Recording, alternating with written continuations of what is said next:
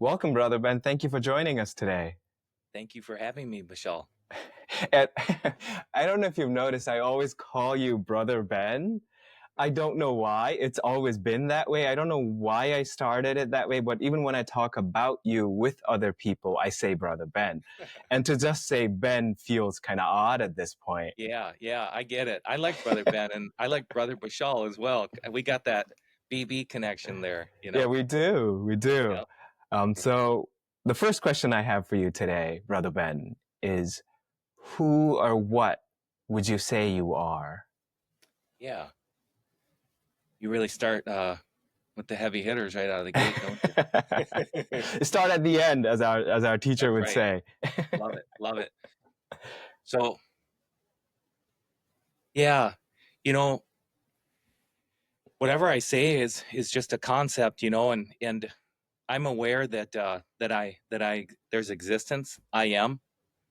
And I can't really say anything else beyond that. The one truth I feel that we can mutually agree on that we exist, and so I exist. There's a sense, an awareness of existence, and beyond that, I can't say anything that I actually am. Words like nothing come to mind, and that's an honest introspection in the moment. Um,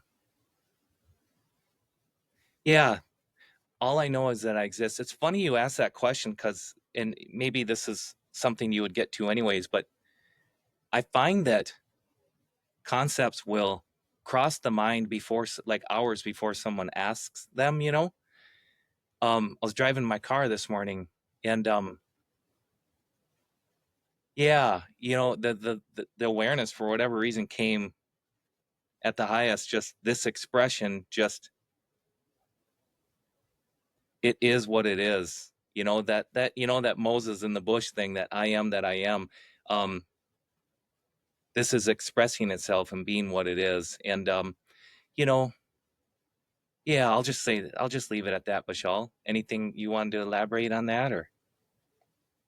What is the experience of just that existence itself like? Yeah. So that is just like, I often call it warmth, but it's actually not a sensational thing, but the experience of that existence, it's more of a knowingness than an experience, just a knowingness in the immediacy of right now. So if you and I take this cup says Super Dad. My son got it at a thrift store for me. If we look at this cup and then we take away the label cup and take away anything we think we know about this cup, the only thing that remains is existence in this moment. So take away all labels, all ideas of cup, and there's just isness, I amness, existence. And so that is always there. Um, Yeah. So, the human being has two possibilities, in my opinion. There's existence. Let's just say in the realm of duality, in the realm of experience, there's existence, which is always true for all human beings that have eyes to see or ears to hear. That have the capabilities to be aware of their own existence. And then there's concepts, and the concepts don't exist, but all concepts take place on the backdrop of existence or I amness, I-ness. Um, and again, those labels again are concepts, but when we take away labels, there's just simply the awareness of existence. That's my experience. Just the awareness of existence. And you can't say much about it, but you can be devoted to it and, like practicing the presence of God. In other words, to keep going back to that. That's what, in my opinion, the mystics would call the presence of God, not separate or different from our existence. Mm-hmm. Yeah.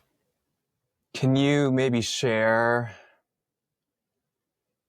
in your spiritual path, in your journey so far, Mm-hmm. turning points or pivotal experiences you've had that have brought you to this awareness? As I think about them, the awarenesses of them come back, make me cry a little bit.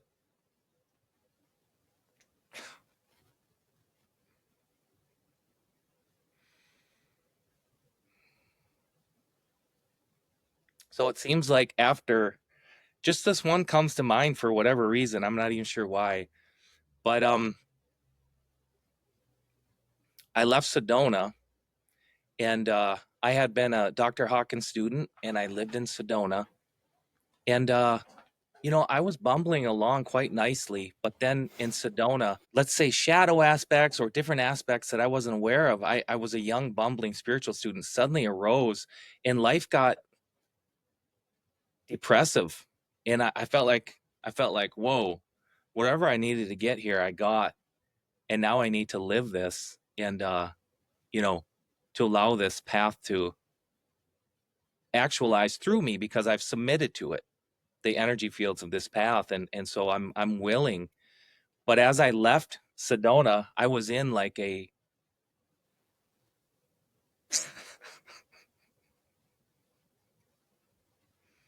so I'm gonna let myself cry a little bit when it comes up. I'm not gonna milk it the best I can.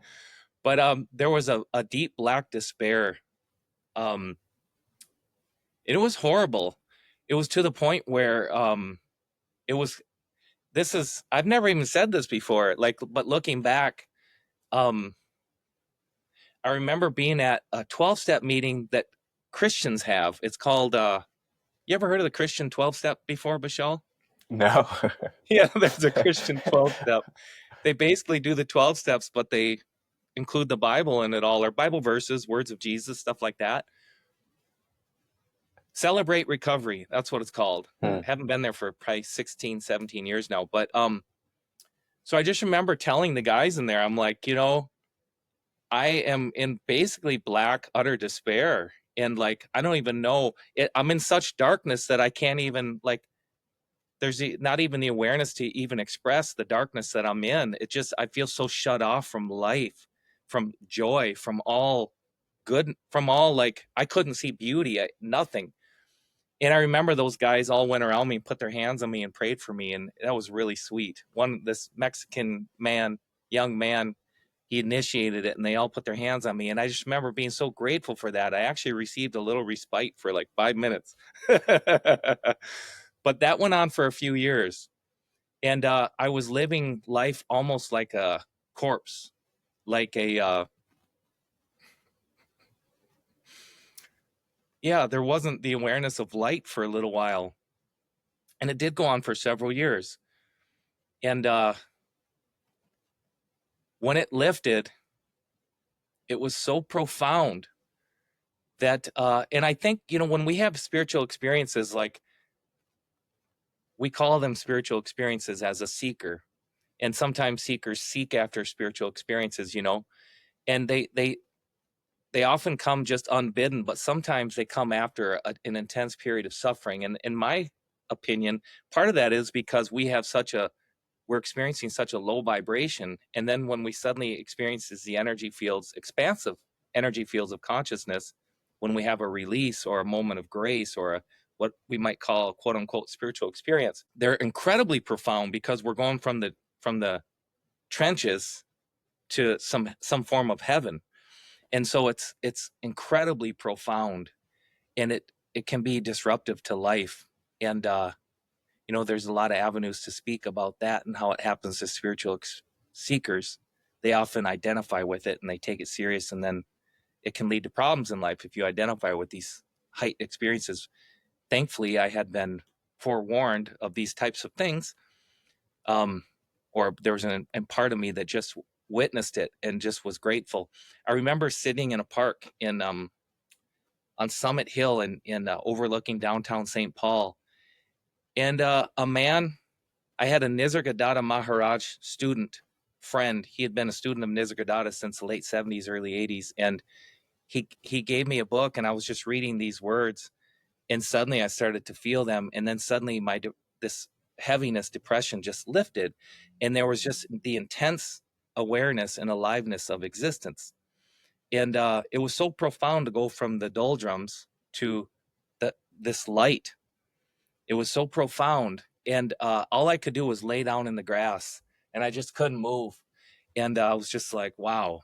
Um, so the experience I'm talking about right now is has been consistent since then, like is there all the time. I'm not saying I'm enlightened. That's not what I'm saying. But what I'm saying is the awareness of existence has been in the forefront and not in the background, like a spiritual experience. It's always there. But it was so profound in the beginning. I think for 2 or 3 years, it felt so profound. Like I closed my eyes, and it's still like this to this day, but just, infinity. There's nothing else. It's like if you're out in infinite space, you know? And I remember it was disruptive to my life. And my partner at that time didn't understand, and it was like, if right away, if anybody even mentioned the word God, it was just like it was like I was drunk. Um so there was this awareness of existence, and anytime I wanted, I remember walking my kid through the animal barn at the state fair, and the animals were all great and beautiful, but I kept just wanting to let my eyes close because that was so much better. I could just be with this, could just be with that freedom, and not focus on, form. So that is always there. It's like your sense of self changes from the thoughts, the thoughting, the heaviness of thoughting form to an expansive, you know, awareness of existence, which is always there right now, even as I talk. And again, I'm not saying I'm enlightened, but it's always there. And I'm aware of it right now as I'm talking. And as you're talking, you don't know what you're going to say next. You have an idea, but how it actually gets expressed, you can't control that, because we're just expressions of consciousness, you know, and there's experience, memory mixed in with just a vibration hum of consciousness, and that's the expression Bishal. And that's the same with Ben right now. What's being said or what's to be said, we have no idea, but they're expressing themselves, against the backdrop of existence in this moment. So does that make sense at all? Yeah, it does. It does. Let me ask you a follow-up question. You use terms like initially warmth and later infinity, freedom. What other words would you use to kind of maybe say circumambulate this thing? Yeah. Um,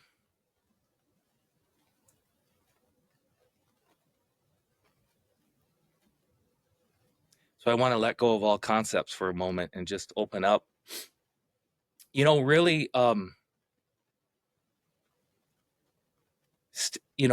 silence is it's definitely silent, but it's not an empty silence. It's empty, but it's not an empty silence. So it's a fruitful silence is what I would call it. And that term warmth, a great pointer is to be warm towards that silence. It's meaning be friendly to it, open up to it, and be with it. And so if I said, if I sent you out in the middle of space right now, or that first moment you open up your eyes in the morning when you don't have any identity with things, it's the same as if I were to send you 3 million miles out in the middle of space, and there's nothing there, there's no direction, there's no up, no down, no left, no right. That sense of presence would be there, and that's all that is, and that never changes. That's with you through all experience, like deep sleep. There's no concepts, there's no thinker, and that sense of presence is there, but there's no one there to report it. So that sense of presence is always with us. And to a certain degree, we get little glimpses where we can identify or tune in and be warm towards that silence, towards what we might call God's presence or consciousness. I just like to call it capital C consciousness, awareness, at the end of the day, because it's alive. It is conscious with a capital C. It is the creativity of God expressed as these instruments, which again, we don't know what we're going to say next or what we're doing. They're just happening, and somehow form is provided, and there's a trail within the potential chaos of life. There's order somehow. It's amazing, and this all takes place on this backdrop of this, what I call capital C consciousness, that I believe more apt way of looking at that word warmth is to be warm towards that consciousness, you know. Yeah. So at the end of the day, it's always present, but we have emotional energy, which in turn reacts with thoughting. And there's this constant like churning between emotional energy and thoughting. And we're not aware that whole game is actually not us, and we don't have to identify with it. And but unfortunately, often that controls the show for us. And all of us essentially are identified with that. It's just that some states are incredibly brutal and some are a little more amiable. But at the end of the day, the whole thing is taking place in a dream, and it's not real. And to step outside the dream is to be with that silence, or with consciousness, to be with that emptiness, that space that is peace. So yeah. Was that anything? Mm-hmm. Did, If yeah. say an 18-year-old kid, college student who's just about to go to college, comes to you and hears you say all these things and says, Yeah. I want to discover that too. Yeah. I feel like I'm so identified with all of this thoughting and emoting that you're talking about, and I want to get to that silent space. Yeah. How do I get there? What would you say? First, I would just look at him in his eyes with a lot of love. That would be very moving. That would be incredibly moving. It's like, there are others. That would be such an incredibly beautiful moment. I believe, will probably bring tears from my eyes. I would say to them, first off, that is beautiful, and that is the grace of God expressing through them. To even have that desire is the grace of God expressing through them. And I would tell them they're already free and they don't know it yet, but that love life. I would say love life. Be open to being wrong. Be open to not knowing or understanding life, and yet align with wholeness, goodness, and beauty to protect yourself through discernment. But to be willing to lay your life down for truth. If you're truly serious, it's quite the journey. To be willing, I would tell the student, one day at a time, one step at a time. Love life, love your being, love God, love others, and be willing to lay down all that you think you know. And it's okay to fake it till you make it, because when we realize we don't know anything, sometimes the ego gets confused living in life. But as we've already talked about, consciousness knows what to do, and it knows how to express itself. And so you can always fall back and just allow consciousness to express itself as you let go of thinking you know anything. The student that would ask that would probably identify with mind, with pathway of mind, I would imagine. And so I would say, that to them. Love even your mind, and it doesn't know anything. It just thinks it does, and it's expressing patterns of consciousness, a certain vibration, and yet it actually doesn't know anything. But it's okay to allow it to think it knows things and to go about your business in life. And in fact, life will happen quite well doing so. On the one hand, again, speaking as the student right now, on the one hand, you're telling me that there is this infinite silent space, which is the ultimate truth, which is the presence of God, and all of this form that is forming itself, including my thoughts and emotions, are dreamlike. Yet on the other hand, you're telling me to love life, and it seems paradoxical, right? It does. What does it then mean to love life, and why worry about daily life? Yeah. So you're only loving life in a dream. All that I'm speaking of takes place in a dream. You and I are in a dream right now. There's no reality to it. There is no separation. there's just the appearance of separation. So because you came and asked a question as an identified individual, you know, all I can do is speak to you as an individual and tell you this is a dream. But the reason why I would say to love in the dream and to stay true to that, which all the great teachers have taught through time, you know, in different regards. I would ask them how I would want to know how they orient to truth right now, you know, so I could speak to them from that place. But yeah, so we're within a dream right now, and I would say to be loving though as a safeguard, so that you don't fall into some kind of spiritual apathy and I end up seeing you being the one asking for food on the corner of the street, because you know that's fine, but our society doesn't understand that. And it's, you know, I would want to care for that body mind, you know, that I'm talking to, and I would say to it, you know, take care of it like you would a little child, like you would your own child. And and you know, the rest God will make sure you're taken care of. And love is a reciprocated thing within the dream. We're experiencing various energy fields of this dream, you know, apathy, grief, fear, lust, anger, pride, you know, courage, acceptance. There's all these things, love and unconditional love and beyond. But yeah, so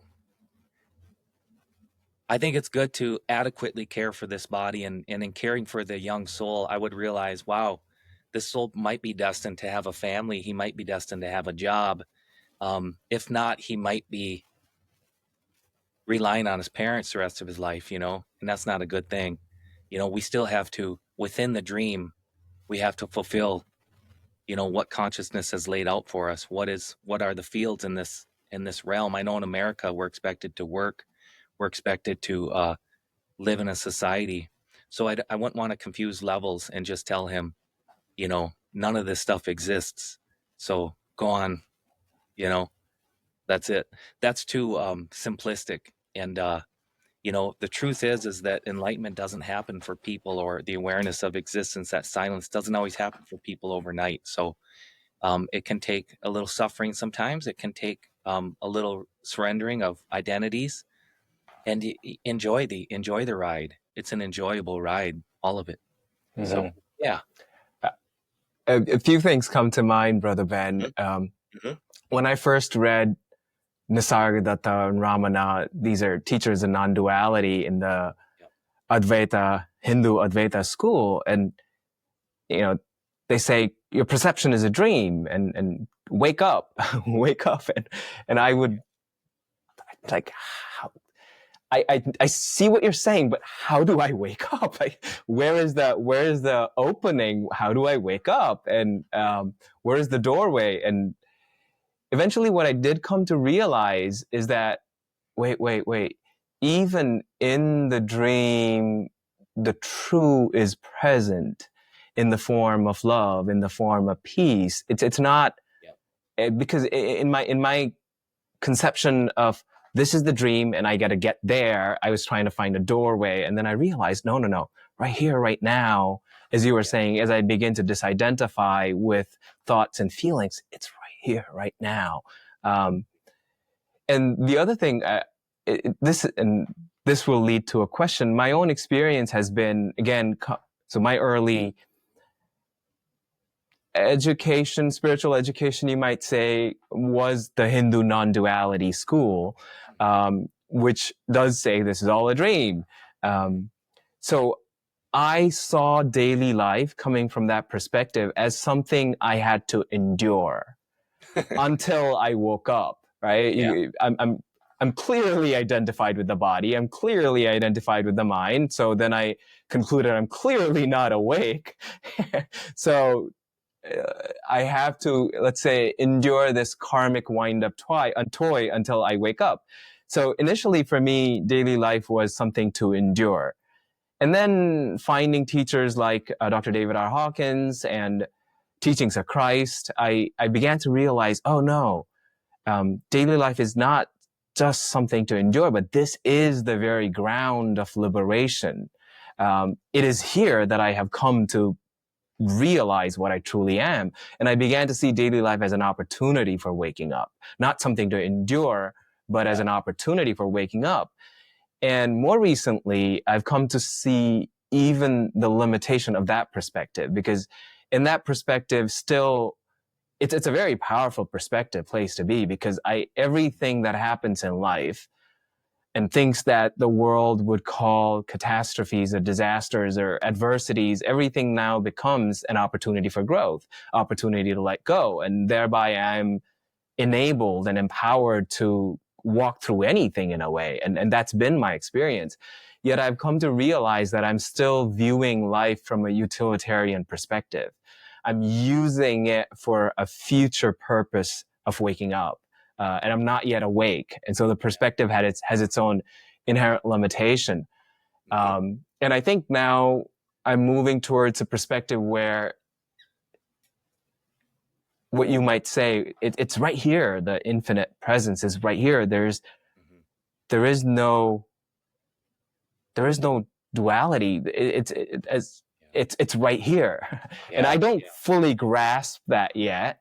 But I'm dimly aware of it. So that's in a way of mapping my spiritual progress so far.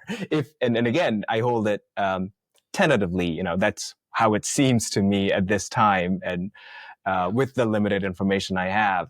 But in your case, how do you see certain phases or stages in your own evolution bringing you to where you are now? I see changes happen for the body and mind, but what I am doesn't change, So I would say this, like when you were saying what you were saying, what came to mind for me, Bishal, is if we really got down to the brass tacks of what you're saying, is the belief system you held early on, and eventually had you stuck to just bare bones spirituality, what you would have gotten to, hopefully eventually, was that was just a belief system to let go, and then that's the brass tacks. And then the belief system, the way you see it now, it's another thing just to let go. And what does that look like? What does that mean? So the mind holds paradigms, and as we let go of the paradigms we hold, how life should be or how it is, it's an invitation to a deeper perspective or experience for the ego mind, for the body. So if I say body, I really refer to also the mind, but so there's an opportunity to simply let go. And what's on the other side of that is Bishal's essence just expressing as consciousness in this world, beautifully and perfectly. It knows what to do at the appropriate times, and it doesn't have to think about it, so to speak, or even hold a paradigm or a should. It happens incredibly efficiently. And early on, we talked about saving energy. It's so incredibly, such precision in saving energy. There's nothing wasted to let go of identities and belief systems and all the shoulds and things that come with that. So, So there is the opportunity to say, whatever paradigm I'm holding, that's separation. There is no separation. And so in seeing that, you let that go, and you allow the Holy Spirit or whatever, just consciousness to, the term course correct comes to mind. I don't even know why that came to mind, but course correct, so to speak. I guess we're talking as spiritual progression, right? So, yeah. And then keeping in mind what you said, that the truth itself has not changed in all of that. It's one's understanding of the truth that has changed, comprehension of the truth that has changed. But it does seem every paradigm or every position or every operational identity that one holds on to eventually is seen as limited. And what it means to hold no position, I'm still getting there. Yeah, oh, of course, the ego's a wound up yo-yo, you know, and we untangle it a little bit and it can yo-yo back. There's a lot of entanglement there, a lot of identity for the human being. Its survival has depended on that identity, it seems. It feels that. So it's very ingrained in our spiritual work is going against the grain of what we would call evolution, in a way. And so now it's like the new evolution, for a human being. Life can be peaceful enough for many of us that we start wondering, what is this really about? What am I? What is life? Back to those childhood early questions, the most profound. And so what the questions you're asking me, it's like nobody's ever asked me these things before. They're very erudite, you know. They're very about the essence of being, and what does it mean to be is really what you're asking, and what does that look like, and how did you get there, and so we share these things because it's inspirational to each other, and we compare notes, and we share inspiration ultimately, and this is what brings us meaning and joy in life, is it not? Mm-hmm. Mm-hmm. Yeah. Yeah. Um, I, I've been really enjoying your book, Loving Without Conditions, The Path of Christ. Yep. And I have a number of questions related to that. Maybe the first question, uh, what is Christ? And what is the Christ of your inner knowing?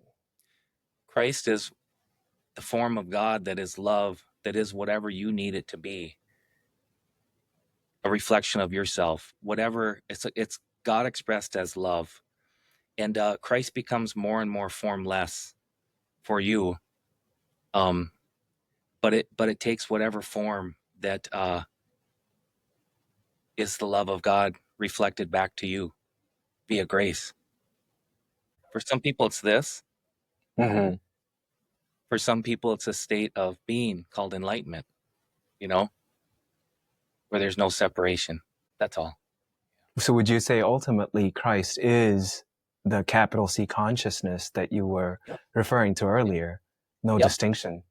That's right. It's a portal. It's a reflection of consciousness upon humanity, expressed as love, as a ship where people suffer, and as a response, through the Holy Spirit, let's say, or God's love, this God took on a human form, which was the symbol of an energy field of love for Savior, for humanity. In this boat you can jump on if you want, and it slowly guides you to this place of peace. Yeah. Yeah, it's again coming from well, I was going to say coming from a Hindu non-dual perspective, it's very interesting to observe Christ. But on the other hand, even in Hinduism, this was a koan riddle for me growing up. On the one hand, the constant teaching that we heard was God is without attributes, without forms. There's nothing that you can say about God, but only negate attributes. God is not this, not that, not this, not that. But on the other hand, Hinduism is abundant with mythologies about God in form. Right? There are literally millions of gods, and we grew up watching these Hindu religious mythologies on the TV. So that there was this paradox of God is formless, and yet God is myriad forms. But to me, coming from that perspective, which I think it's still resolving in my own psyche, but coming from that perspective, what it seemed to me is that even we were talking about the dream earlier, is that God's love manifests even in the dream in the form that we would be able to recognize, reaches down. And when we're using directions like down and up, they're metaphorical, but yeah, it reaches down into the dream to be like, hey, wake up. Yeah. Yeah. It's like that future enlightened human being who trod in the path of spiritual development in this realm, let's call it. Let's use all these concepts and of form, um, to bring it down to a level of understanding. Would experience maybe Jesus manifesting to them, maybe the miraculous, And that gives them some veracity to the fact that there's a spiritual journey to be had there. And that beckons them on and pushes on. And then they start making decisions in life, not to be special in the world, so to speak, but to let go of being anything in the world. And they start making decisions to realize the presence of God, something that others don't understand all the time, because this is a realm of a lot of gravity for many people, and um, a lot of suffering. And so they start choosing that. Now they're taking the path of like the bodhisattva, their energy starts to uplift others. And that makes it easier for others to, now they start, others through them, their energy field, so to speak, or maybe unseen, unspoken, others start having little spiritual experiences and realize this is true, this is real, or inclinations or intuitions. So consciousness is always in perfect balance, you know it's always perfect, it's always one. And this is just a expression of consciousness here. A world ends, a world begins, a world ends, a world begins, on every level. And it's no different than humanity expressed, as consciousness. There's always a perfect balance and expression, but without the belief in the eradication of suffering for ourselves, this would be a hellish realm, So consciousness even includes our belief systems. When I was, I don't know, maybe 15, 16, 18 years ago, this was the first time I had returned to Nepal after coming to the United States. And I was on fire, so to say, with spiritual longing and searching and reading everything that I could get a hold of. And when I went to Nepal, I went to this ashram, a community, and because a friend of mine was there and he had been there for quite some time. And when I met him, he recognized that I was on fire. But then he asked me, we were on the roof, a few stories high, and he asked me, look down there, and there were a number of people walking towards the building. And he asked me, what do you see? And I said, I just see people walking towards the building. And then he told me, you still don't have eyes to see.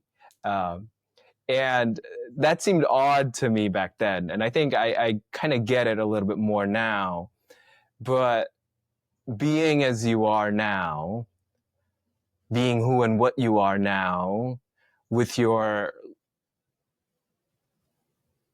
for lack of a better term, let's say, with your level of realization, day to day as you look out, what do you see? What do you see of the world? I don't think there's any concept about what I'm seeing. What makes sense to me is that, when love expresses through us beings, we're essentially seeing ourselves in others. And just spontaneously expressing is just love. That may be to give a little flower, and that flower might be a smile, it might be a joke, it might be, but I'm loving myself.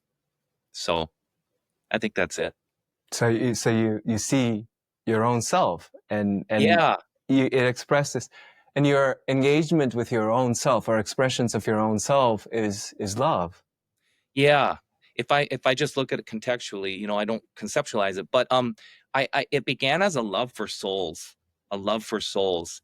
I look at every person I meet is a delicate soul that I care about, and it's like whatever I do, I noticed this about myself starting a long time ago.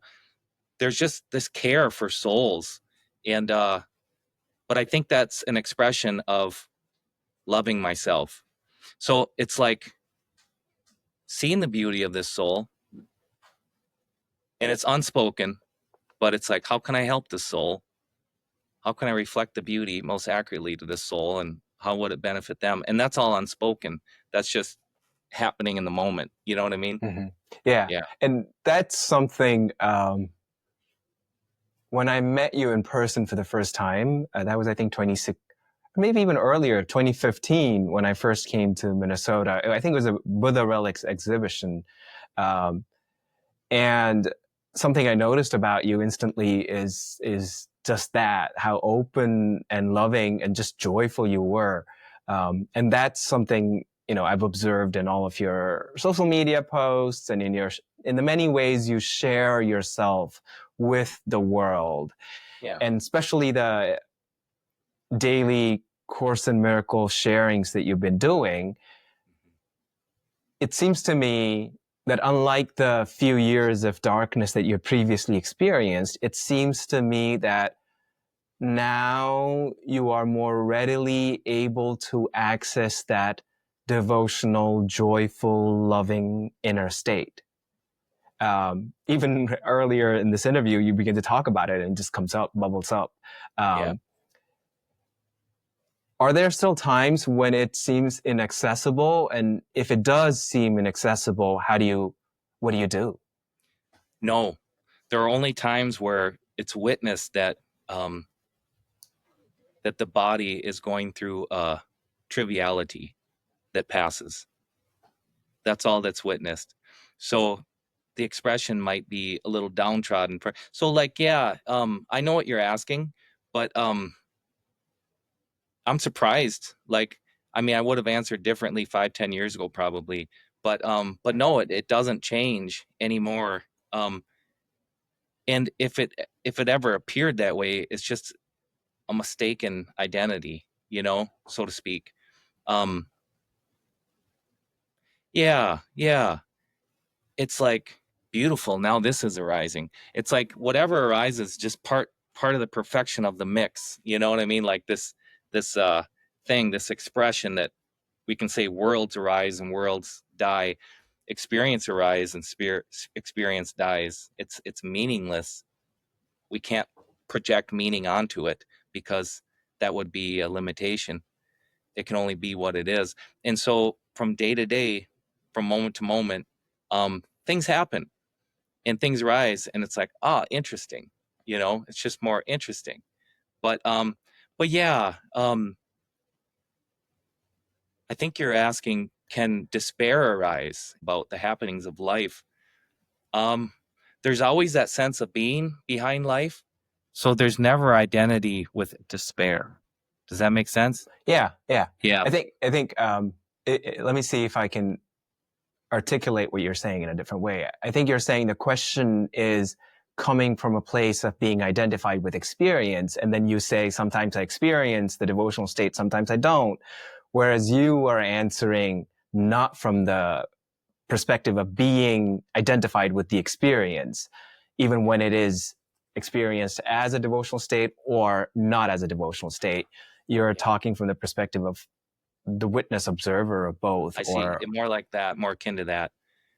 So part of devotion is to witness the beauty and perfection of the despairing state. Does that make sense? It does make sense. Yeah. Intellectually, it makes sense. Okay. Yeah. But in the, well, this is a good time to ask this. In the book, you say, in your book, Loving Without Conditions, you say, when you're not seeing the beauty, you're not seeing at all. You're just seeing the past. You're not seeing reality at all. And now you're saying it is possible even in that, even myself on the shoulder. Good job, Ben. Having said that really profound thing, yeah. But now you're saying even in the state that is identified with the despair, it is able to observe beauty and perfection. There's a beauty and perfection to that arising, to that element arising. I'll just call it an element. There's an appearance of it arising. It's just an element, in a bunch of elements interacting is all this world is, with a backdrop of consciousness, which animates and allows for perception to happen and seemingly a thinker. But yeah, that's true, Bishal. It part of the beauty and perfection of what I am is this too, O Lord, all for thee, and it's not a conscious thought. It's just like, interesting. Like, it's not as pleasant, but it is what it is. You know what I mean? It's just, no attachment, no aversion is the old saying, right? Yeah. Tell me about, what does it mean to let go or surrender? Yeah. That's really the crux of spirituality It's important to, it took me a long time to truly understand that, Bishal. It took me a long time, I feel like. Um, yeah, I've had quite a journey with that topic, because I was inspired by it and I knew that was the pathway to understanding or comprehending truth. You know, I understood intellectually that God is all there is. And the way to know that, to see it, is to be it. And how do you be that? How do you be I and the Father are one? What is that?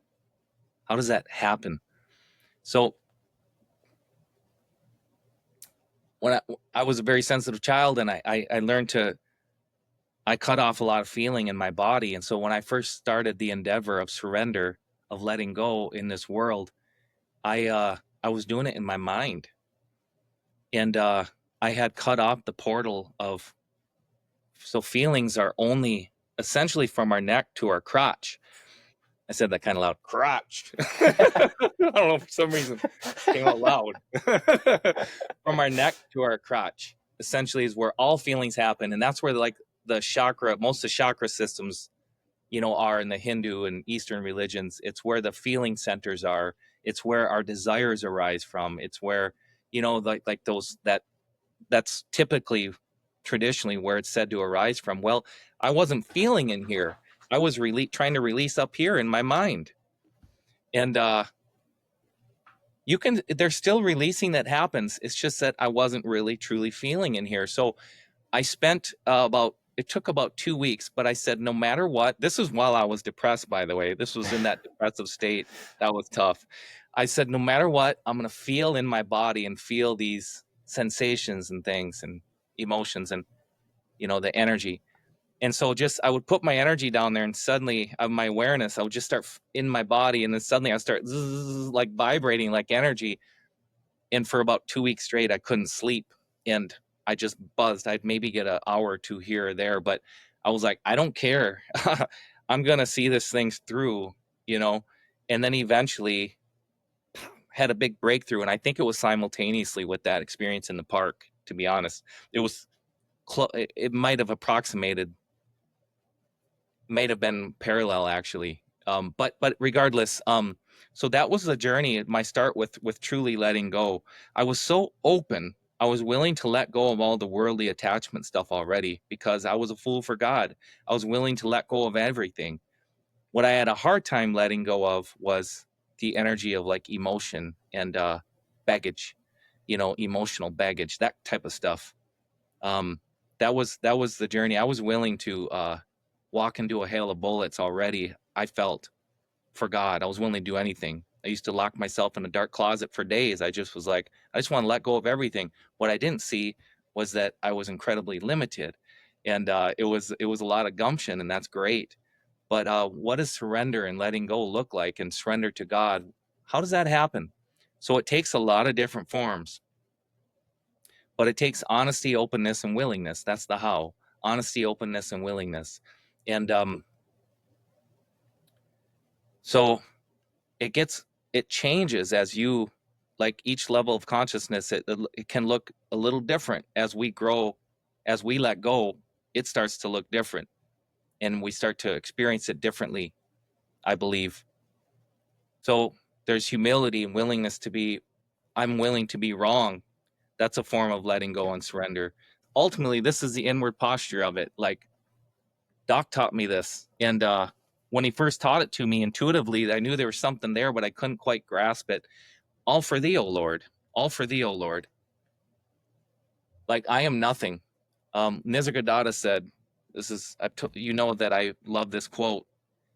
I was 24 years old, and I had been Mr. Resume and Mr. Special and striving, and I got an identity with achieving. And then I read the quote from Nisargadatta: "Leave greatness to others. Become so small no one can see you." And I thought, oh, that's my next 20 years. That was the thought I had when I read that. That's just a concept that came to mind, but it turned out to be profound. Yeah, I've wrote about in that book that I really thrived on approval. But it served me well in the beginning. I came from not feeling a sort of like depressive sort of like high school to suddenly like being an achiever and getting positive feedback from the world. And that made me want to step up and do more. Like I got positive feedback. Now I'm in campus activities board for my college and I'm feeling really good and I'm doing good things. I'm getting positive feedback from life. And I fell in love with a woman, and I remember feeling Kundalini start to rise up when I'd see her, because I adored her. I loved her. She was beautiful. She was the first like human being that saw my worth and beauty. God gifted her to me, I swear. And she reflected that back to me, and she encouraged me to be more. She held me there and I could just jump into it. I was like, wow. She held an energetic field for me and I could jump into it. And so there was a letting go of a lot of past things. And suddenly I wasn't the same person. I'd go home and I couldn't talk to my family because I'd gone through so much change. I have to think back to that time now. I went to so much change that I would go to my family. I'd just be quiet. I didn't know how to talk to them anymore. There wasn't the same energy fields available to me. And then her and I were the homecoming king and queen of that college. In the moment that I got, literally the moment that that crown hit the top of my head, I went through a whole document of experience. And I realized, wow, approval was the basis of like motivation for my being, so to speak. And it was meaningless and nothing. And I looked over at my girlfriend. I went through such a shift that I looked over at her in that moment as we're standing up on stage before my college. And I'm like, who are you? What is this? What am I? I went through this deep existential crisis in that moment because a huge basis of my being was surrendered. So surrendered happened in that moment. I didn't seek it, but it happened. And so I left in the car and I was just super buzzing and alive. And, I wasn't the same person when I left there because a big part of me had vanished. So surrender happens in a multitudinous of ways, but it is a letting go of identity ultimately. Identity with thought, with some kind of form, emotional or thought energy, which are very connected, Mm-hmm. So, yeah, maybe you can say some things and Well, one thing and you talk about this in the book as well, but you pointed out now too, was previously for you, surrender was more of a thought thing that you did. What you said, it was a mental thing. And it took some time for you to really surrender from a feeling state or surrender to feel the feelings that you had, you had suppressed, to go in and feel them. And then you talked about the effort it took for 2 weeks to be willing to sit with that. In the book, you say, I think it was like a period of 7 years for all of that to lift. Well, yeah, there was a heart pain, incredible heart pain in my heart chakra for about 7 years. So that's one aspect, the willingness, let's say, to sit with the actual pain, actual feeling of that pain, not just the thought of that pain. Yeah. But then you're also talking about surrendering that happens of its own when you're ripe. When you're ripe with your willingness, with your humility, it's like you've knocked on the door enough times that it opens of its own. So one just continues to be willing and humble and admit that one is wrong, one doesn't know, and hold that posture of not knowingness.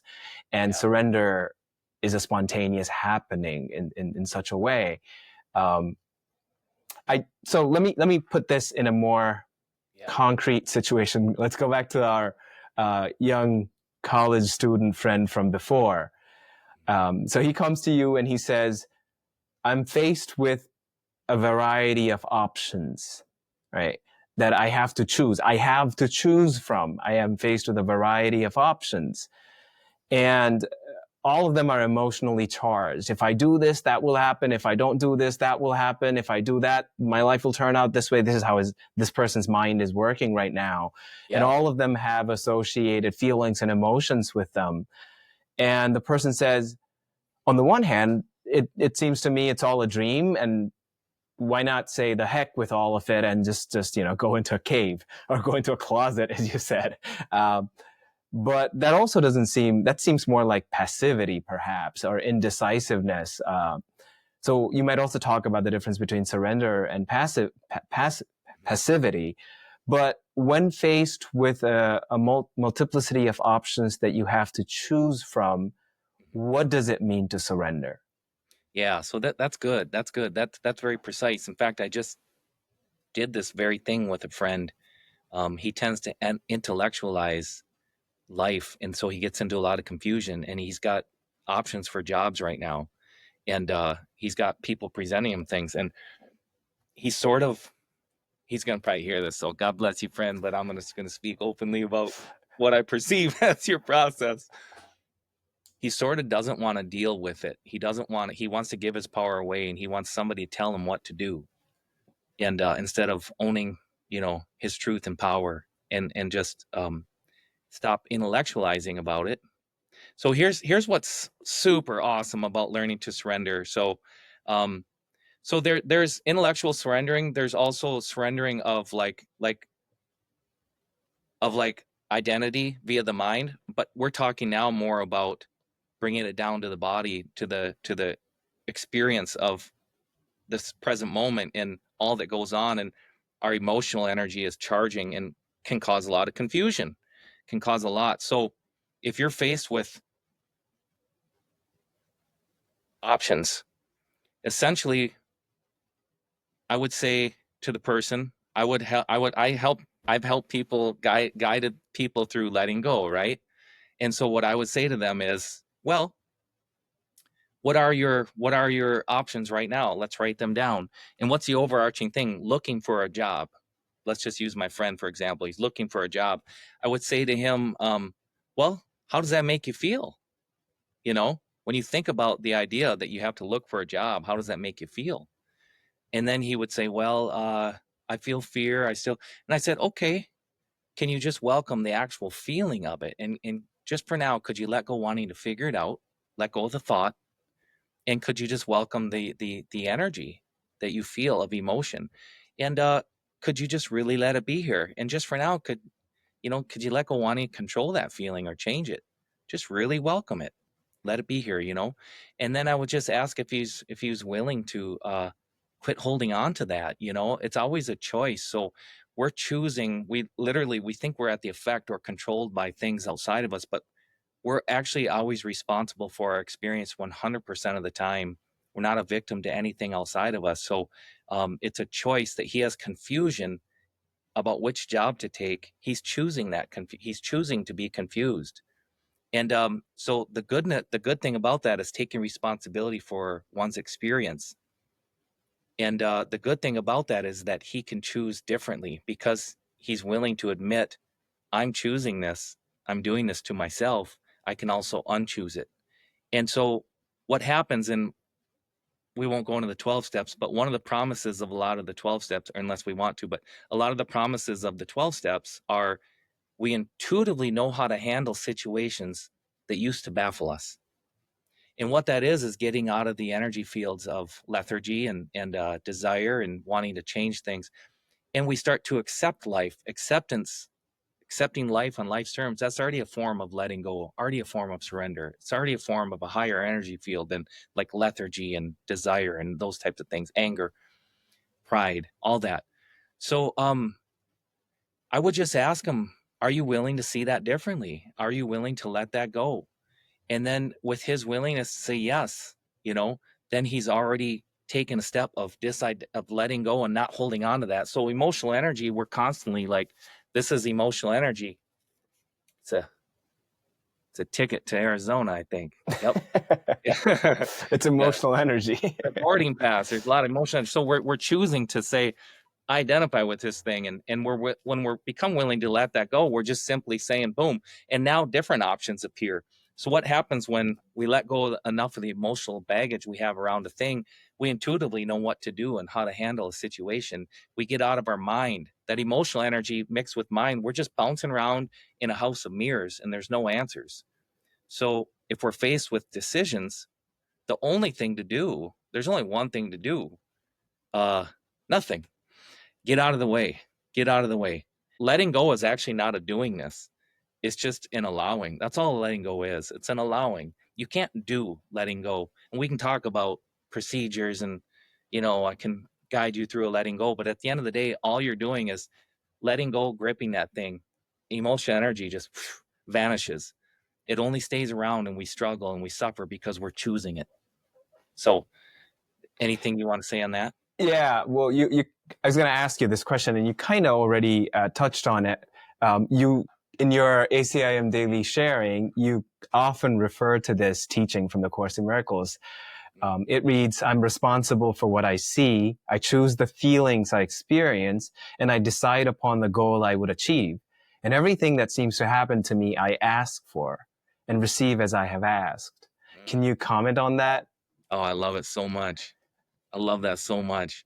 So yeah, I first stumbled on that about 14 years ago, and it blessed me so much, going through a horrendous experience. So a life-changing, like worldly thing, like relationship type change, but a lot of upheaval with it. I felt a lot of despair, and it felt like my world turned upside down. And so I would repeat that. I don't know how I stumbled on that even, but I would start repeating that, and immediately I would feel a sense of ease. And then I realized, wow, that is the truth. I accepted that wholly in my heart. I'm responsible for what I see. I choose the feeling. So nobody's doing anything. I'm a victim to zero. There's nothing outside myself I'm a victim to. I'm only a victim to my own thoughting. So all there is in this world is your thoughting. Wow. We are not at the effect of anything outside of ourselves. We're only at the effect of how we hold the world. Life is completely unlimited. Life is completely free. Life is completely open. Life is completely abundant.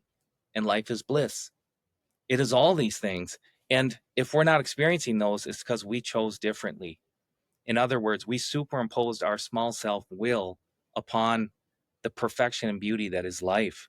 So what that statement does that you read, it says, stop seeing out there as something that has an effect on you or some reality, and realize, turn it around on yourself. You chose that. You did that. You created that. There's nothing out there except what you're choosing to see. And so that only appears real in duality, and there is no duality. There's only what one is. There's no separation. Any appearance of separation is created by the mind. It's chosen by the mind. It's done by the mind. It's an appearance in the mind, and the mind doesn't know squat. It doesn't know jack squat. So essentially, that's what Hindus call Maya, and that's the illusion of this existence of separation. There is none. And so all surrender ultimately, let's say it looks like that, whether we're doing emotional surrender or on a fine-tuning scale about things in your life, all of it works towards this one thing. I and my Father are one, a state of complete freedom. So you might think this, like my friend going through these choices, might seem like a little thing or a ticky-tacky thing, but what it is learning to let go, to live and let live, to live life on life's term, to allow life to be what it is. And that's the ultimate surrender, just to be with what is as it is. That's a complete state of freedom, in my opinion. Yeah. And you also often say in your ACIM daily sharing, projection makes perception, which you've already explained. Yeah. What is, when you say surrendering one's life to God's will, or thy will be done, thy will not mine, Mm-hmm. what is God's will? Yeah. God's will is perfect. It's always what is. We know God's will because it's always peace. God's will is always peace. So anything other than that is self-will. Yeah. God's will is what is. And that includes your little experience too, and I don't mean to diminish it, but it's like, it's an illusion. All our self-will is an illusion. So as we learn to surrender, we open up to the capital W will, God's will. And so life happens, Doc would say, in perfect synchronicity. And we have experience of this, being in the zone and feeling free, even in earthly existence. However, God's will is complete, total, and perfect. And we are one with God's will. There's nothing but that. It's all that exists, but we don't know that until, Right. we get glimpses, and Right. we can get glimpses. Right. Let's bring back our friend or your friend in this case, who is facing a multiplicity of options that they have to choose from, and then they keep asking, I don't know what God's will for me is. Like, that's what is God's will for me to choose this, or is God's will for me to choose option B, or is God's will for me to choose option C? How would you recontextualize for them an understanding of God's will? I would say your only block to knowing that is you're wanting to know that. So I just got, pulled out a little Zen stick just because it's fun to talk. But it's true too. A little Zen stick once in a while helps. But, that is the block to knowing God's will. And so just for now, could you let go wanting to figure it out? Would you allow that? And just for now, could you surrender to all possibilities? So what? So you die. So what? Could you surrender to that? And so you make a choice, and then you're fearful. Is it the right one? Is it the wrong one? So what? Live your life. God is. The only truth there is God is. I am, God is, synonymous. And could you just surrender to the idea that God is? So what keeps us away from God's grace and wisdom in the moment is wanting to control God, wanting to know, so yeah. Yeah, and then I also asked this question because in my own case, I used to be that person asking, what is God's will? Should I do this? Should I not do this? Should I? And what it took is for me to understand that I don't think it's language often muddies the water more than it clears the water. And when we think of God's will, we think of God as an agent who does something, who wills something, or who wants something. And that's already limiting on the understanding of God to begin with. That is not the accurate understanding, one. And two, if we do think of God and God's will, as you said, I had to come to understand, it's complete and total oneness and peace and love. But I'm still left with the question of how do I then choose in alignment with God's will? And I think in your book, what you say, and what I have come to know too, is what is, given the multiplicity of factors that go into this situation, much of which I am not aware of, what is the most loving thing I can do? Or what is the most peaceful thing I can do? And from the perspective of an ego agent, that seemed like the best path forward. Yeah. Like, I always like meditating on I and my Father are one. And I see myself carrying all this extra armament, all these things with me. And when I say I and my Father are one, and I see myself just letting go of everything and just saying, thy will be done, O Lord. I'm just gonna, you do your best, and you trust in divine providence. It's very true that we are, you said this too, but we are projecting onto God limitation. We're projecting self-will. We're anthropomorphizing God, to think that there is a right or a wrong. There is no right or wrong. That's only in the we need morality and all that. I'm not saying we do or don't need it. That's on level of the mind. But on the level of God's will is that, child, do as you wish. I love you. You can't do wrong. You're in my heart. Go about your business and do it. Like, I love you. Express your joy. But we can't express joy if we're wanting to control God and we're in fear and we're worried about making the right decision. Your joy is your guide. God takes pleasure in our joy. Why? Because God is all life, and it is the Father's pleasure to give you the kingdom. Mm-hmm. It is, and Course in Miracles says God's will is perfect peace for you. Mm-hmm. And so we know that which is God consumes itself, and it's its joy to consume itself through us and cancel out the illusion of our separation. Mm-hmm. And we're talking about A Course in Miracles quite a bit today. And the next question is also going to be related. But I mentioned this to you previously. I do want to do a separate recording at some point, focusing on just the 12 steps and maybe going through each of the 12 steps. Yeah. So the next question is, this comes from a friend of mine. This is a recent thing that came up, and he has been going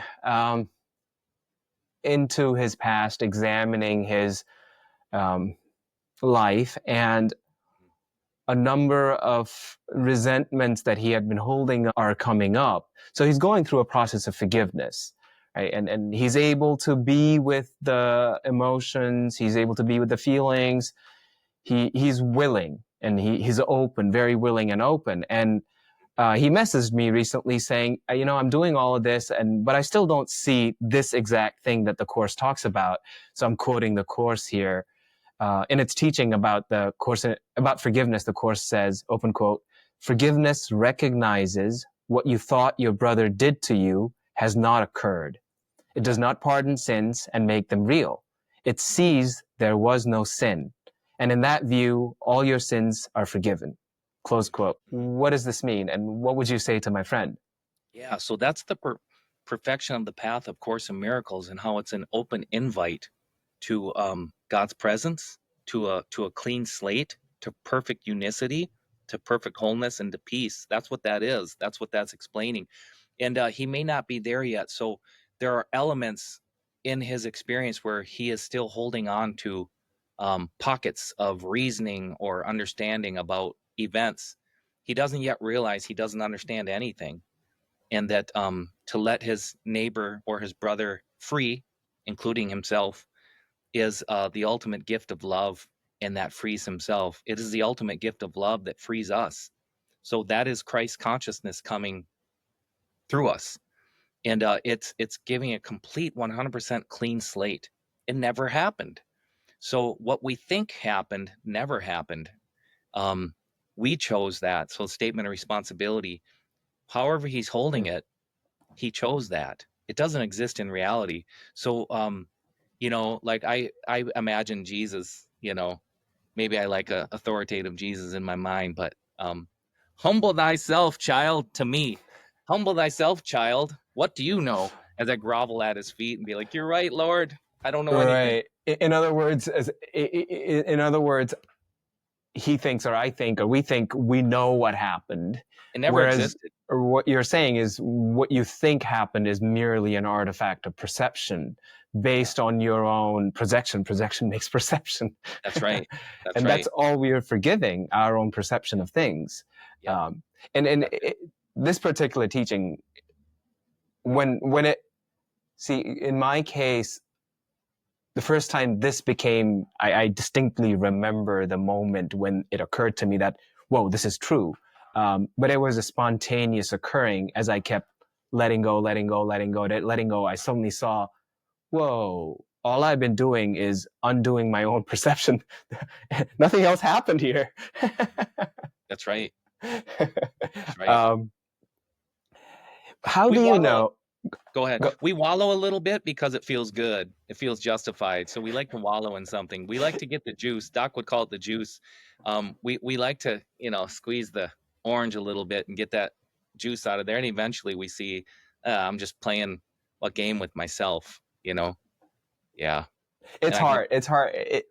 Well, from the perspective of the experience or ego, it is hard to notice even that I am juicing it. Mhm, mhm. We want to be right. We want to be justified. We actually want to be a victim. We choose our guilt. We feel like we don't deserve complete and total forgiveness. And yeah, that's the game of the ego. And the Course is so good because it tackles all of that. That was a spirituality that was kind of missing in the world, I would say. The Course came in and took a psychological approach, and yet brought in the non-duality into that. So grateful for that path. Right. Yeah, it is. It is the coming together of psychology and non-duality. That is correct. Um, how how does one know? And I'm asking again from my own experience, things that happened in my life in the past, and I was already aware of the Course in Miracles. I was doing the Course in Miracles. I was doing the 12 steps. I was doing, studying Doc's teachings and all of that. And as things were unfolding, I was doing my best to forgive. And after the event ended Mhm. and I moved on in life, I became ill, physically ill, and I realized that, oh, yes, the body is still processing it.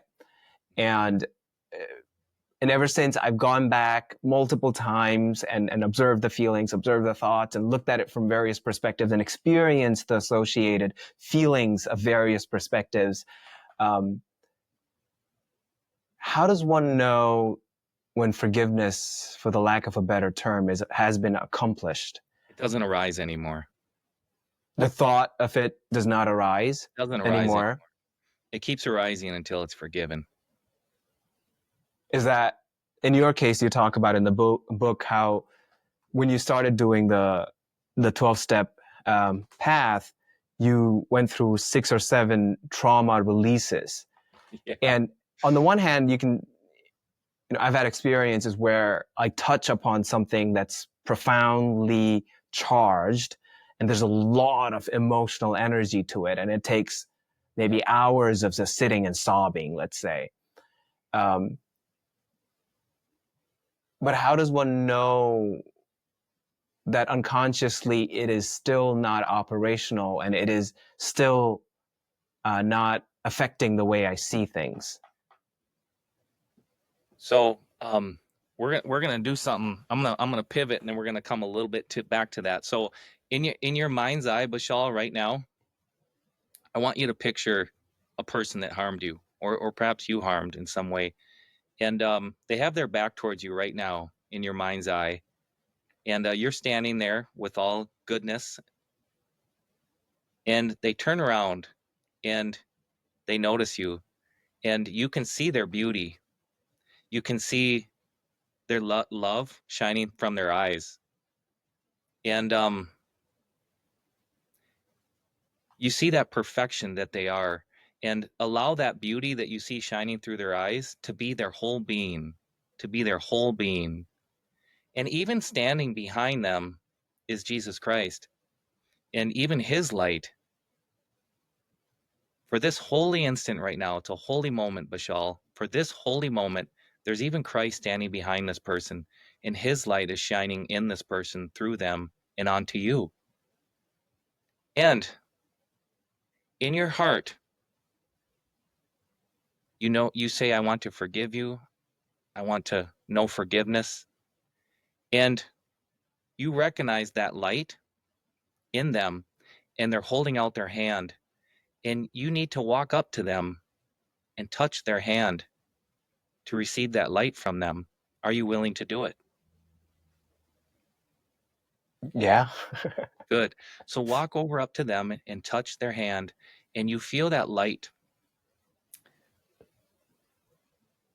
transfer and cover your body. It's an infinite light, so there's no shortage of it. It's the light of Christ. And it goes on through your arm, and it goes into your chest, both arms, all through your chest and abdomen, and all throughout your body. It even goes up through your back and up into your neck and up into your head. It goes to your eyeballs, and it even covers all thought. It is sanctity itself. It covers the multitude. It covers everything. It's all that is right now, and you two are standing and bathing in that light, and you look into their eyes, and you share that moment with them, and you are one in that light. And that's all there is right now, and you both mutually recognize it. That's all there is. We are that light, and this is the truth. And this is all that ever will be or could be. Anything else was just a case of mistaken identity. And forgiveness is seeing that our brother never did that to us, how we held it, that all along, all life was only being the best it could be from moment to moment. Consciousness expressing itself spontaneously, not knowing what it's doing, just literally expressing itself spontaneously, doing its best. And so you and that person embrace, and go ahead and embrace them, Bishal, from your heart. And it's a beautiful exchange. And now they walk with full release from you back to Jesus.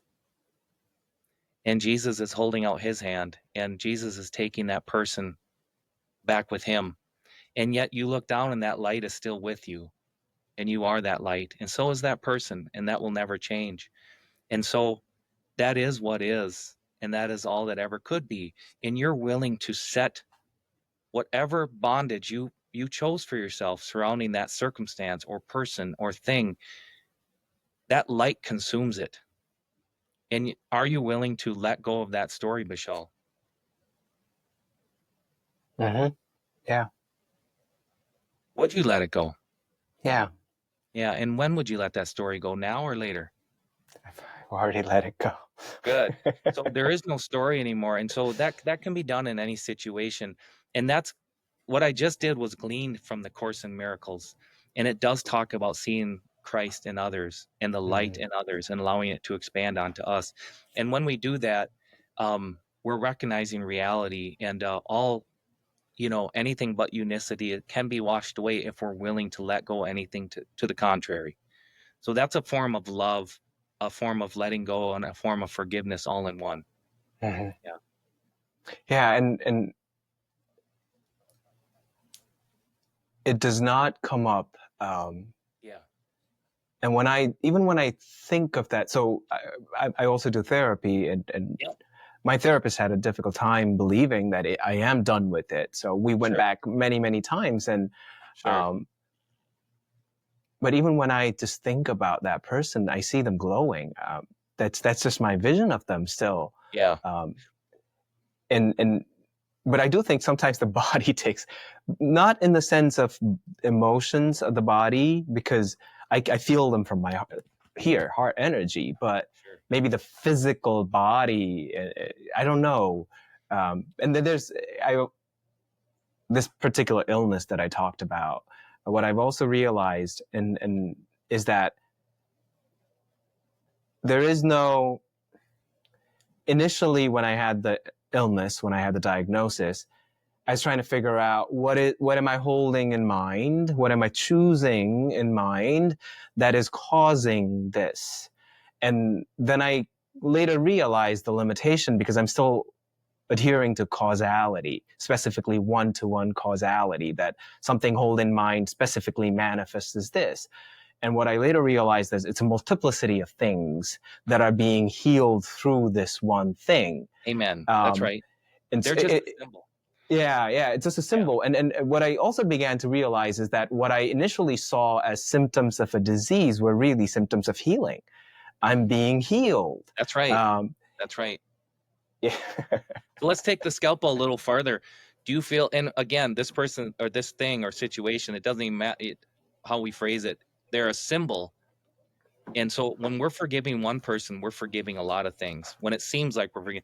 So do you feel like guilty about something, that you should have done something differently?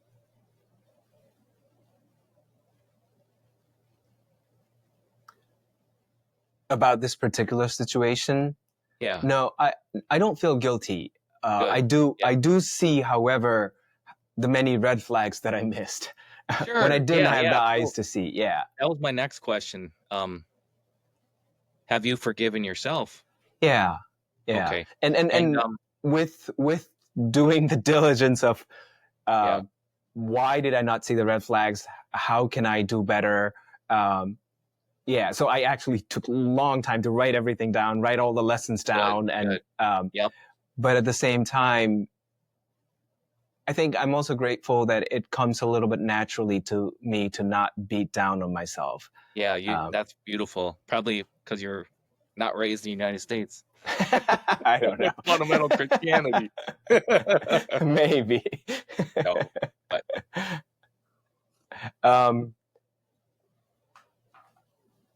well, okay. And you talk about this in the book, and maybe you've already answered this question, but when asked directly, I want to see what you say. How do you pray, Brother Ben?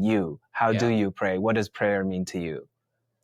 So yeah. I just want to say, like, prayer is seeing that all is perfect and all is well. And so prayer is gratitude, right? Prayer is presenting myself thusly to God. Prayer is realizing that I am limited and that God is not. Prayer is the way I walk in gratitude and in love in life. And prayer is never ending, not ceasing. And if there's a moment I'm not where I'm believing in the dream, so to speak, in causality and duality, then in me and operating in the world, prayer is still going on. I just might not be tuned into it. And prayer is peace. So it's opening up to the peace that is, and all for thee, O Lord, you know. And that's a state of, it's non-conceptual. We're not thinking all for thee, O Lord, but it's like, I am free. I am free. All glory be to God. It's like an inward knowingness of, this is all perfect, and I'm so grateful, and thank you, Lord. And that person cuts you off in traffic. Thank you, Lord. That person breaks your heart. Thank you, Lord. All is perfect. And so it's devotion. Prayer is devotion and perfection. And I give gratitude that not my will be done, but thy will, O Lord. Because if it was the other way around, that'd be hell. But thy will be done. That's heaven. Yeah.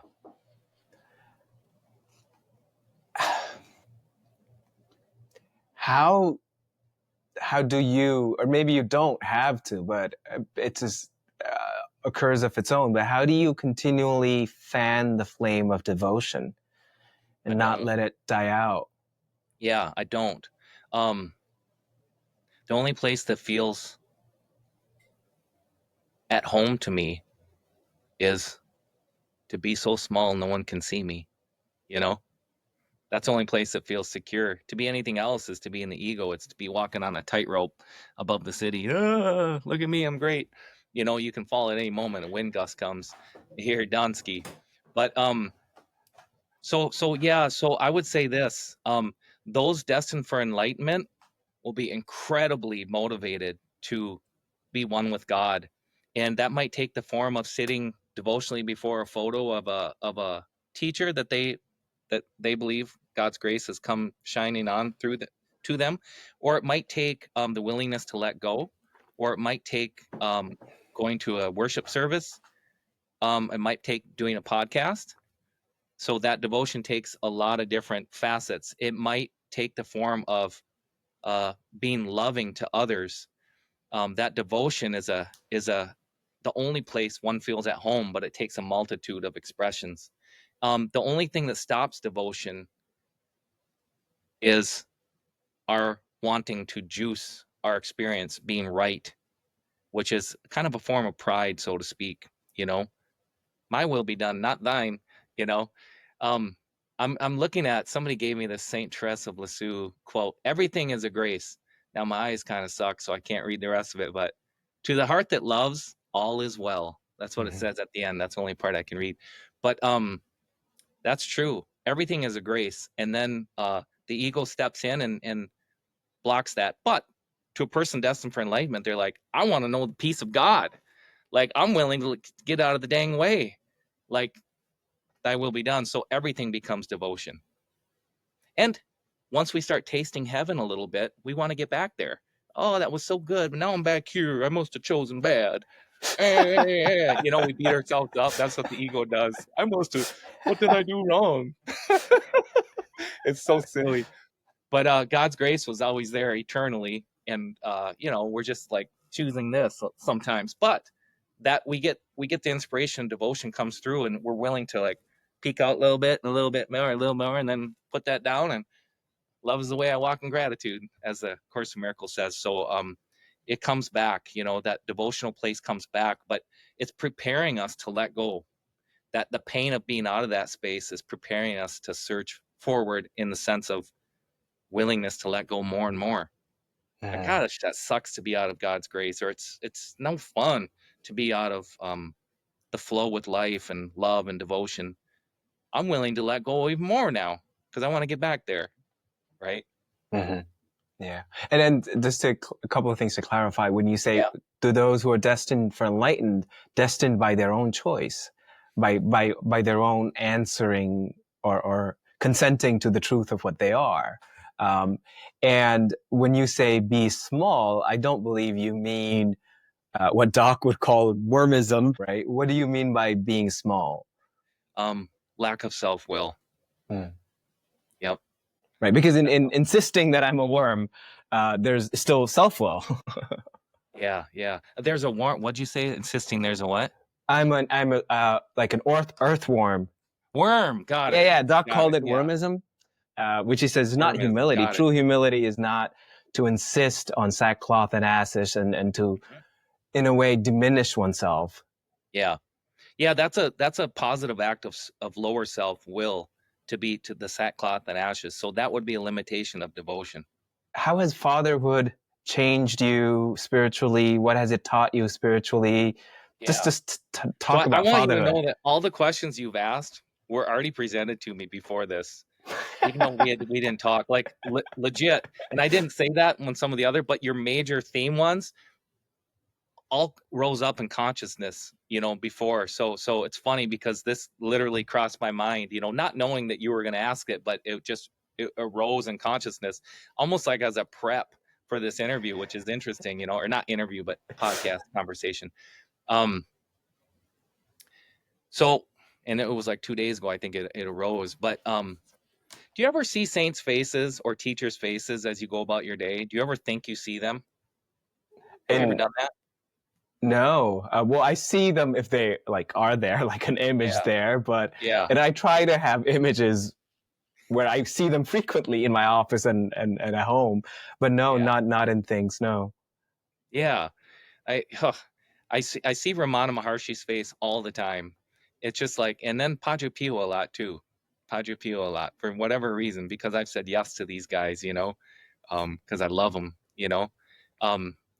sometimes these beings aid us, and we don't even know why, but we have a predilection towards certain saints or teachers, and we don't even need to understand it, the form they take. But it's a song and dance we play with these beings, and we're grateful. We're grateful, and they kind of weave in and aid us unseen. What was the question again? Or what did you say? I just looked up, and it throws me off sometimes. Yeah. Fatherhood.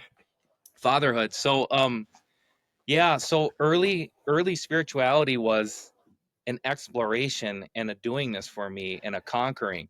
That's what early spirituality was, attaining and obtaining and obtaining. And I was gifted spiritual experiences, and it felt like I was riding a horse, and it was pretty wild and fun and exciting. And then you reach a place where it's time to kind of settle down. And what fatherhood did for me was reinforce just the stay-at-homeness part of spirituality, which is to stop seeking out there and to just be. So fatherhood has been a wonderful teacher for me, and in ways that I couldn't even understand. It's been an incredible blessing. Man, so I have two boys, but they are both so intelligent and beautiful and open to the spirit. And I don't talk about spirituality with them. I don't push anything onto them.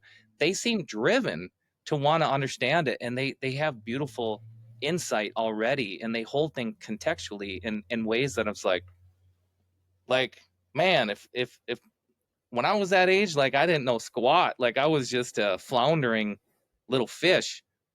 And but it makes me experience life. I'm able to love the little Ben that was through them. So in a way, I'm cleaning up my earthly Ben by loving them. And I think I've thought that before, but I've never said it.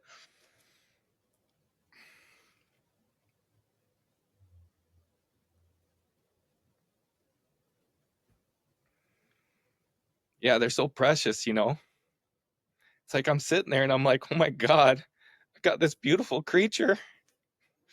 It's amazing.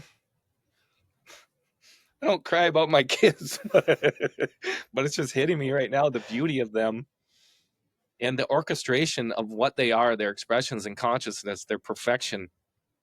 I'm just watching them do their thing, and they're so perfect, and somehow they work, somehow they happen, somehow they get fed, and somehow they go to school and they know how to do their homework. It's like, how does all that happen? But they're expressions of consciousness, and they're little Bens expressed. And I'm tremendously grateful for the experience. I'm just grateful for it. Did I want to have it? Not really. I don't know. I just wanted to know God and be enlightened, That's all I wanted. And then these things happened. And I remember feeling some hesitation early on when I had one of the kids, and it wasn't intentional. And I was in church, and the minister says, I had the little kid sit next to me. He said, turn to the person to your right. God has a gift, a message for you. And I turned to my son, and the words came very clearly, gift from God, came to my mind. And I needed that in that moment, because life looked very difficult. And we often I projected on the fatherhood that it was going to be hard, instead of just consciousness just knows what to do and does it, which is the truth. We all know how to do it. We don't know that we know how to do it, but it happens. The kid get fed.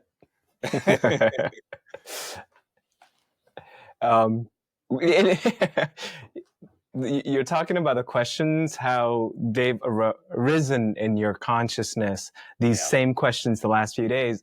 Yeah. And these sorts of things seem to happen quite a bit around you. And I had already heard many of them.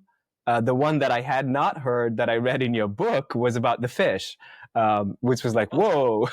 Yeah. What do you think about, think is not the right word. Sure. Yeah, just talk about them maybe. So maybe just talk about them or give an example, whatever you want to say about them. About the miraculous? About the miraculous, about synchronicities. Yeah. Yeah. Well,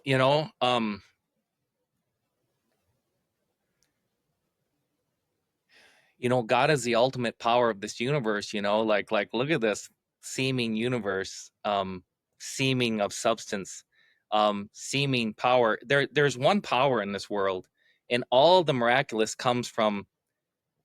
So the miraculous transcends the Newtonian understanding of this world. You and I know that. And what happens is our understanding in relationship with God replaces the understanding of the Newtonian causal world. And through that, when it's replaced, it's what people call the miraculous. But people that experience the miraculous regularly know that that's just the way it is.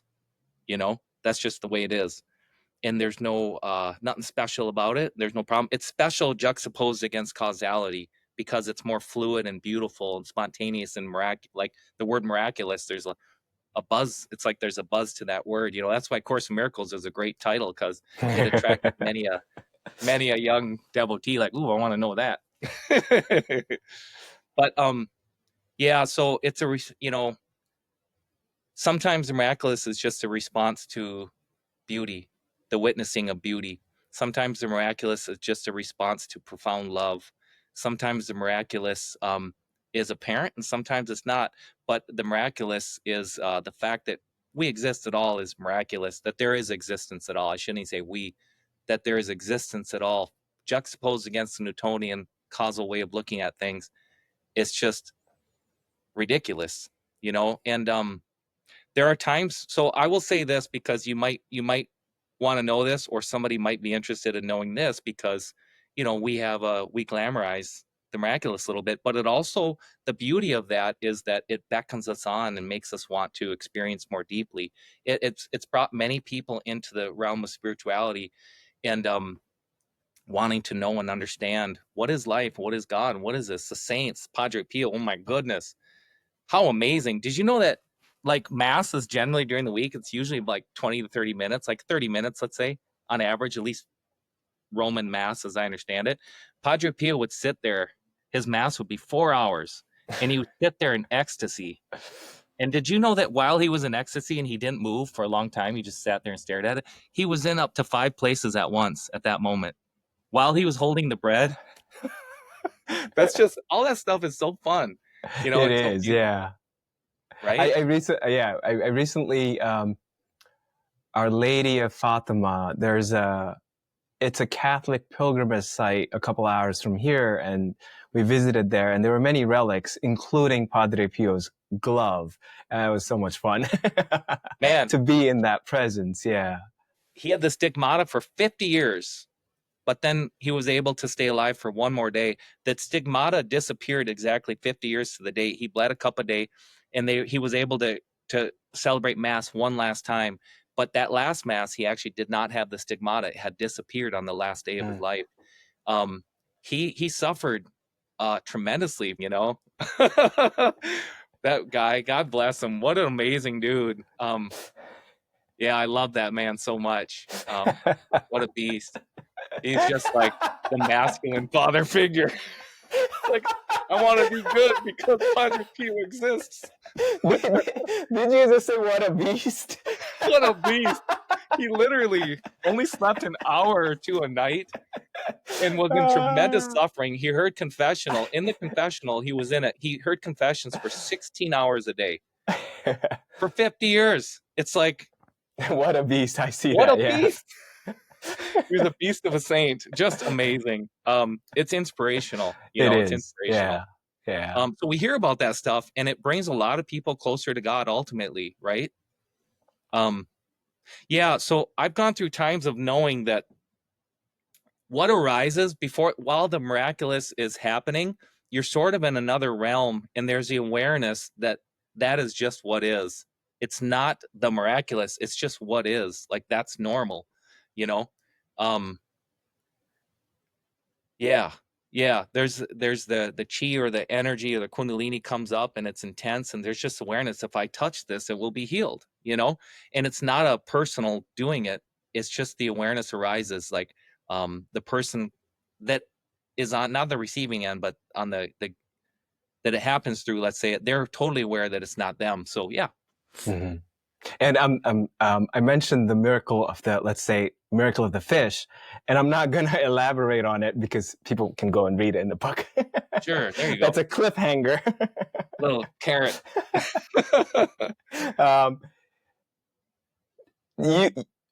I know you are, you've so many songs, but I did not realize that you've written more than 1,700 songs. And you've written a book. Tell me about your creative process and as it relates to spirituality. Now that you ask it, I'm seeing that creativity and devotion are they go hand in hand, and so there's a lot of creativity that has come through this instrument, and it does seem to mirror devotion. Before I was like awake or alive in life, so to speak, there wasn't the energy. There was like, it was impossible to be creative. And then when there was like awakening up and like the consciousness changed, and then suddenly and I was on fire for life, suddenly creativity came in. So I think it's openness, devotion, willingness to surrender to God. All those are included in creativity, because we have to be out of the way for creativity to happen, true creativity. And a lot of people into art don't even know what true creativity is. I've found that, and I don't mean to be disrespectful to anyone, but I found that a lot of people intellectualize creativity. And to me, art comes from the heart. And, intellectualizing, like putting a toilet and then putting it at a museum and showing a toilet, that's art. Like, that's not inspiration, and that's not creativity. It's literally called conceptual art. I understand. I understand the slanted like intellectualism. I see that as I can get off on that too if I want. If I want to go in that realm and create, jump on the intellectualism. But I went to be a guide in the wilderness, and something opened up inside of me. And I remember writing 100 songs that summer, that a few months after being a guide, and I something started happening where creativity was happening. Something was being creative through me. So I was like a pencil for something greater. And I know Mother Teresa said that, and I didn't think of it that way. It was like tapping in. I was willing to just submit myself fearlessly to this process and not censor myself. I didn't make the mind come in and say, what are you writing about, Ben? I just allowed it to flow. There's a feeling and there's a knowingness and a security and just allowing the pen to flow. And that's the modality that I'm aware of, which is songwriting. And I've never really heard. I know some early Bob Dylan, he wrote pretty effortlessly. Leonard Cohen took months to write one song, sometimes years, like even Hallelujah. And there's a grace in there. There's no question about it. Leonard Cohen's a beautiful Zen dude, you know.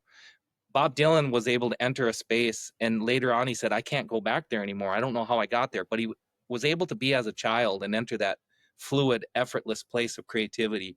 And that's what Bob got early on when he wrote like Mr. Tambourine Man and all these things. It's like, that's just majestic. He wrote all these majestic songs that just bring me to tears, like the Shakespeare of our time. But he too could only go into that space for moments at a time. And for some reason, I was able to do it for a long time and effortlessly. Like I'd sit down and I was in the recording studio recording a song for an album. It was Brother Ben. That's where I got Brother Ben. That's where you got it from. Yeah. That album called Brother Ben. Yep. My dad thought of it. My dad was walking the airport. He goes, I got a name for your project. He knew I just got back from 6 months in India, went to Ramana Maharshi's ashram, all that. And then I got home and my songwriting changed after that trip. Holy moly. I was writing so different before that trip compared to when I came back. And my dad was like opened up and kind of in the spirit. And he's like, I got a name for it, Brother Ben. I was like, all right, I'll do it. So I called it Brother Ben. And I was recording a song in the studio and I struck a chord a certain way. And it just, created a feeling in me. And I'm like, give me a pen and paper, would you? And so he gave me a pen and paper and I quickly wrote out a whole song in about 2.5, 3 minutes. It's a 4-minute song. So I wrote it out incredibly fast. And then I'm like, all right, I got it. Set that aside. And then we went back to recording that song. And then once that was done, then I could go back to this other song and see what did I do here. And I had written a song that was like, I could see images and it was just beauty. And I was seeing the perfection of the moment. And I was just it was a feeling and the chords jarred something. So there's something that happens with creativity that's bigger than us. And we have to remain as a little child. And if it doesn't want to come, we have to say, okay, thank you, Lord. And if it wants to come, we just allow the body mind to act on it, you know, and it comes effortless in my opinion. And if the mind is being involved, it can be effortful, and that it's never as good. And every songwriter will tell you the best ones always come out effortlessly, you know. It's fun. Well, our common friend Sherry, she wanted me to ask you this question. Among your, I told our group that I was going to interview you, and they're all excited. But among the many songs you've written, which ones, if you have one, which one's your favorite? And could you maybe talk about how that came about? Yeah. I feel like my songs massage parts of me, like my spirit, my self-identity. They end up being gifts to me in a way. And they're so important as I'm doing them. They feel so real and big and important. And I like to listen to them right away. And then I just kind of let them go and never listen to them again, you know? But, you know, gosh, it was special when songs would come out and I'd be like, when they first started coming out and I'd be like, wow, that was bigger than me. Like that's not what I used to write. I used to write about mundane things and like earthly weight. And then suddenly they started like opening up and I was writing about something bigger. So like, I can point to many songs that feel good when I hear them, if I stumble on them or I pick up a guitar and it comes to me. Like She Lights the Candles was when I was living in Arizona and I was seeing the perfection of walking down Grand Avenue and seeing all the children look like cherubim. And I'm in the moment with, you know, everything is just perfect. And songs that I write from that place, I don't mind hearing them again in particular because it brings me back to that place of freedom where I just feel all loveliness and perfection. And that's where I like to, like, when I write those songs, it feels so good. I shouldn't say when I write, but when they happen. She Lights the Candles is one. Born with a Mystery is another one from the Brother Ben album. Breath is a good one. Breath, though, is the one out of the 1,700 songs. Breath is the one song where I said, I want to write a song to glorify God's creation. But normally I just allow them to fall out spontaneously. That was the one time I had an intentionality. Granted, I still opened up. And, the first song on the Brother Ben album, for example, I Cannot Sing Till You Inspire Me. I just remember sitting on my dad's couch and being like, just like devotionally before God. And then that prayer just started coming through, and so it feels good when they're done from a pure, innocent place. They feel really good to revisit, because there's a joy in the discovery of that creativity. It tells me something about me, and massages a part of my spirit that feels like a blessing.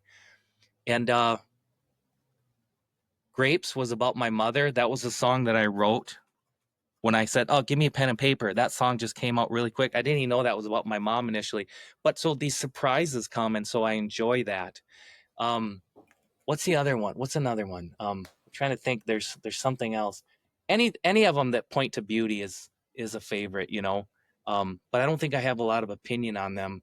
Um, there's one that wanted to come to mind. Let me give it a second, see if it comes to mind. Ah,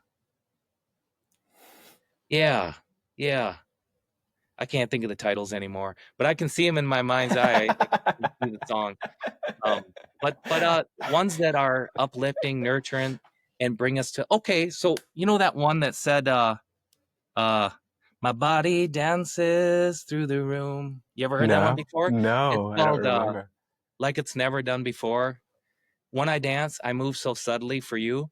So that came from a vision too. And I'm just writing what I see in my vision, kind of like I'm putting myself in that place and seeing the beauty and perfection. And it's almost written as like an angel aspect, even though it's us it's written from my perspective per se, but it's also takes on like a beautiful witnessing quality of the perfection of life. And any of those, when I revisit them, they can transport me to a beautiful, uplifting place. And I'm all about that for art, you know. What I think one of my favorites is I don't recall the exact title, but I think it's Om Mani Devotional Non-Duality. Oh Um, wow, I haven't thought of that one for a long time. yeah, so 2016 when I was in the Twin Cities, I think it had just come out then, and I listened to that every day. Wow, That's the song I've listened to the most, and I is still it? go back to. Wow, that's so cool to hear. I don't think I put that out like on Spotify or anything like that. So it's like, is it Om Mani Padme Hum? And I say that in the song. Unto thee, O Lord, I lay down my life. Yeah. Wow, wow. I haven't it's listened to that for a long it, time. I'd love to go back and listen now. Thanks for saying that. it It's always it's fun to hear. it's pretty much all the things I would say to God as my prayer. That's cool, man. Well, So we are aligned and tapped in. yeah, Uh, yeah, we are. And to me, yep, it's also not surprising that all these questions would come to your mind beforehand yeah, because I was thinking them. sure, sure. They were coming to my mind. And That's of right. course, Yep, we're minds are joined. that's Yeah. right. Right. um, Course lesson. Yep. what do you think, kind of moving towards a few closing questions now? One Sure. of them is, what are some things that young Ben starting out on the spiritual path believed to be true about spirituality that the present day Ben knows is not true about the path? You know, it's neither good nor bad nor special. It's The just pa- what is. So it used to be so special and amazing. And I don't mean that in any kind of negative way. What I mean by that is it's like the glamorization aspect of it. Um, I've said this, and it's okay to have your head in the clouds as long as your feet don't leave the ground, you know? Um, I believe that. And I used to allow my head to be up in the clouds a lot, but I would let my feet leave the ground, and so that would be deleterious a little bit to the purity of my spiritual path. by Um, that, do you mean you would neglect practical lived concerns? Normal wisdom, just life Mhm. wisdom, you know. Um, the spiritual path is done best. I think Doc said this. We don't master life until we master life, and that includes all aspects of this, and spirituality brings in context and understanding into the mundane, and everything becomes miraculous and beautiful, and before God. We're never separate from that. We're never apart from that. So it's amazing that we get to be a spirituality. It brings in tremendous meaning into existence. It's all done against a backdrop of devotion and love, and for the relief of suffering of other beings. Somebody can hold that as a context of their backdrop of their existence, so to speak. And that brings tremendous devotion and inspiration into life. So yeah, the young Ben, um I don't think I would have told him that, though, because I think it's he wouldn't have understood it anyways. He had to go out and burn his hand a couple times, you know what I mean? And he still is, but you know um all glory be to God, you know. Mm-hmm. Yeah. Do you have any unfulfilled desires or hopes at this point in life? No, but the body has desires on it, you know what I mean? Like, it's going to want to eat a Yeah. little bit. Hasn't brought food into the mechanism, but I'm not even hungry, nor am I thinking about it right now, but I'm just saying that will arise. But and it's fun. No, this path blew my mind away a long time ago, and it was already surpassed anything I ever thought was possible. Like, ridiculous. It's done laps around what I thought was possible, so I'm just grateful. And gratitude has replaced goals and desires. I would like to be a channel of God's peace, and I would like to be nobody. And those are my only intentions. If you forgot everything, you know, if you forgot all the spiritual teachings, Course in Miracle lessons, 12-step slogans and steps, all the dog quotes, everything, what is the one thing you would, maybe a pithy instruction that you'd still want to remember to bring you back to that infinite state? What you just said would be a divine gift. So if I forgot it all, that would mean I no longer need it. So, what there would be existence. There's always the direct path is always available, because the feeling or the knowingness I exist is always right here, right now. So the pathway is always right before us. The face of God is right before us. The pathway is always right before us. So that if I could leave one little kernel in Ben, if he had amnesia, but one little kernel was left, it would to allow I am to be my teacher, to be my guru, my teacher, and that is pregnant with all beauty and blessing. My mere existence right here, right now, the seeming mundane is the most profound, and to be warm towards that, to bow before that, to know before that. Every teacher that you're bowing before, every teaching where you see a kernel of truth through it, every song, it's all it is a reminder that I and my Father are one. And what is that oneness? I exist. There's nothing else. If you were writing your autobiography, Brother Ben, say you were 88 years old and you don't have amnesia. That question already came to me too. Yeah. Okay. What would you title it? I already thought of it. I was laying in bed. Obviously, you must have thought of that, because I was laying in bed and this came to mind, and I thought, why would that come to mind? I thought, so I surrendered it, but I didn't surrender it before. I did think of a title. I thought, what would that be? I thought of Gandhi and this and that, and and then I thought of Saint Therese of Lisieux, and honestly, the pure title that I could think of would be Story of a Soul. But here's